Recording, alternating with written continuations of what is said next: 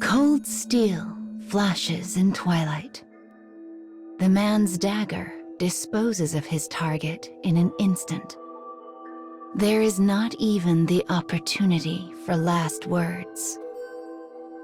The man is a nameless mercenary hired by his homeland. His job is to accompany a gifted assassin and assist her whenever she eliminates important figures. Before he can even sheathe his blade, he hears the sound of steel whistling through air behind him. Another target falls, never to rise again. A beautiful assassin stands over the body.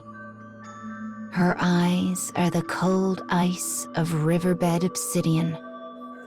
She is the assassin he is tasked with assisting. The pair has accomplished much in the short time they have been together. "You're quick," says the woman, as she wipes a bit of blood from her blade. It is a rare moment, for she is not the type to offer praise. Clearly, she was impressed with his blade work.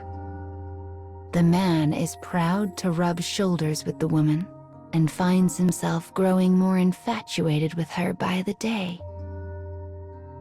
No, not infatuation, love. But for this woman, who was born to an assassin family, love is an unfamiliar concept. One day, she will be placed in an arranged marriage in order to continue her bloodline. Her family would never recognize a union between her and a nameless mercenary such as himself. And even if they did, the woman does not seem remotely interested in romance. Yet that is why.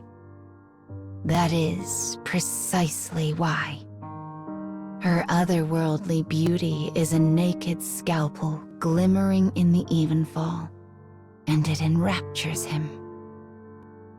Yet the man knows he is not her equal, not as he is now. So he bottles his emotions deep in his heart, completes his mission, and sets out on his own.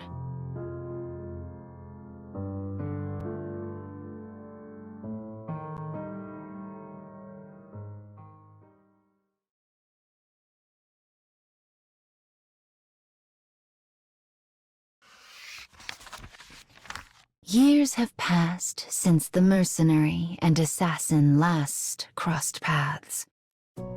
The man abandoned her suddenly, his torrent of emotions left unsaid and unmentioned.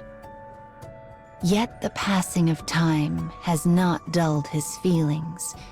Indeed, they have only grown more acute with each rising of the sun. He has moved beyond attraction, beyond love. It is obsession now. He forgets the worth of all other things and uses his tenacity to discover repeated success in his trade. Eventually, his hard work pays off, and he finds himself the lord of a fine manor. And then, finally, the day arrives. The day of their reunion. The silhouette of a woman shimmers into existence. The figure moves with hidden grace and purpose. Her appearance has been disguised with false hair, heavy makeup, and a cloak. Her identity should be an enigma, a mystery. Yet he knows. One glance at those obsidian eyes is all he needs. She passes him without a word or look. Her presence is 1,000 icicles on his skin. He can sense her skill, feel it, She is something beyond all measure. It takes all of the man's considerable will not to collapse in the presence of her aura. The air quivers as they pass. He reaches for the dagger in his pocket, but the woman slips past before he can act. He turns to watch her go, squirming with bubbles of delight. He has been waiting for this day. It is why he worked so desperately to gain fame and fortune enough to own his own estate, so he could finally become her target.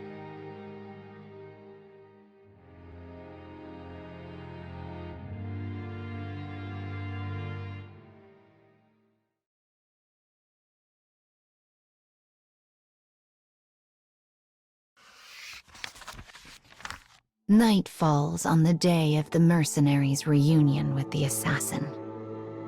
He waits for her in a bamboo grove lit by the haze of the moon. The dense thicket should prove an advantage against the woman's long robes.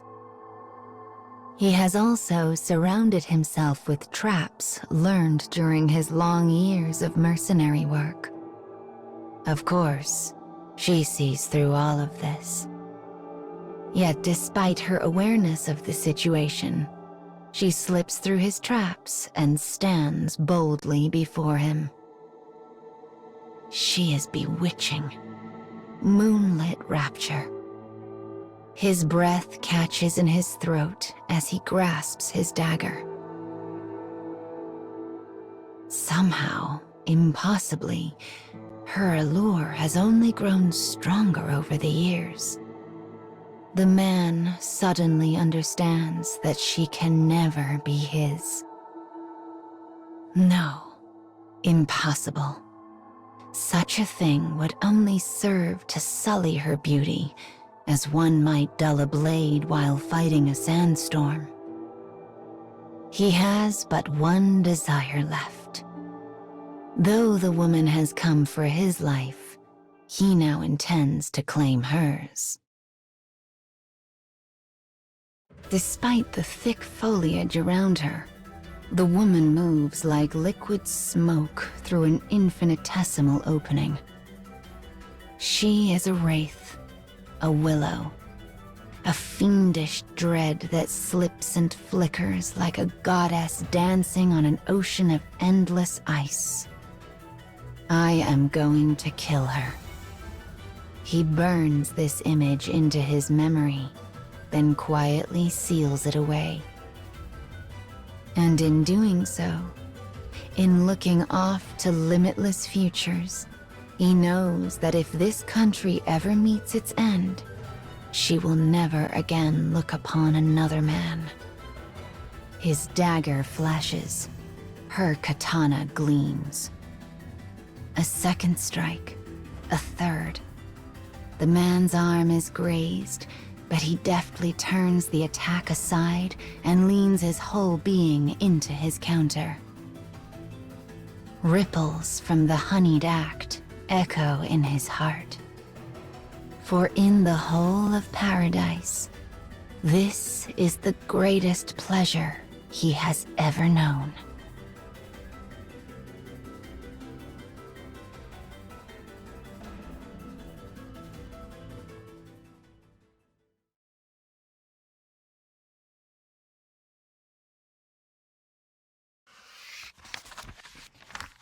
Each time the man brandishes the dagger, he feels the woman's body growing ever closer to his own.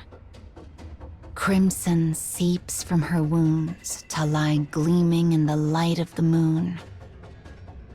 The woman staggers, her eyes empty. She has lost much blood.